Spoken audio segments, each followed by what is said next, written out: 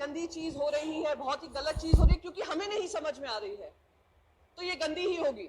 ये बिल्कुल मुझे वो बात याद आती है कि बच्चों से कहा जाता है बचपन से ही, और हमारे भारत में ये विशेष करके होता है, तुम अगर इंजीनियर बनोगे, डॉक्टर बनोगे या आप चार्टर्ड अकाउंटेंट बनोगे, वही करियर होते हैं, बाकी सारे करियर गलत होते हैं। और अगर वो करियर गलत है, कोई और कुछ चूज करना चाह रहे हैं, तो उनको रोक जाने की कोशिश की जाती है। अगर रोकते नहीं है तो कहते हैं हम घर के बाहर निकाल देंगे। तो ये बिल्कुल वही हालत हो रही है क्रिप्टो के साथ, क्योंकि हम नहीं समझ पा रहे हैं कि क्या है, उसके मंशा क्या है, इंटेंशन क्या है, एम्प्लॉयमेंट जनरेशन की कैपेसिटी क्या है, एनेबलिंग इकोसिस्टम बनने की जरूरत क्या है, वेब 3.0 क्या है। तो इसलिए हम उसको टैक्स भी करेंगे और हम उसका क्रिप्टो रेगुलेशन भी नहीं निकालेंगे। सर, मैं एक चीज यहाँ पर बहुत इंपॉर्टेंट, दूसरी चीज यहाँ पे कहूंगी।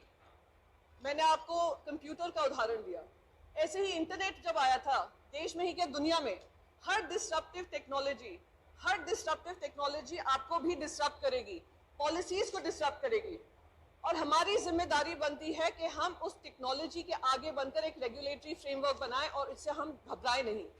आज जब इंटरनेट आया, सबसे ज्यादा अगर फायदा हुआ तो हमारे ही देशवासियों को हुआ, पर दुख इस बात का होता है क्योंकि हम उनके लिए एक इनेबलिंग इकोसिस्टम नहीं बना पाए, उस वजह से वो दूसरे देशों में जाकर, आज आप कैलिफोर्निया देख लीजिए, यूनाइटेड स्टेट्स देख लीजिए, यूरोप देख लीजिए, जो बड़ी मल्टीनेशनल्स हैं, टेक्नोलॉजी रिलेटेड कंपनीज हैं, उसको हेड हमारे इंडियंस ही करते हैं।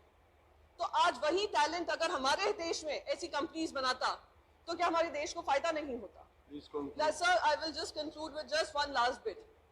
Okay, sir, we are living in the world of Web 3.0. Either we choose to bite the bullet or we dodge the bullet. If we bite the bullet, we will be able to create an enabling ecosystem for our youth and empowering them and empowering the economy.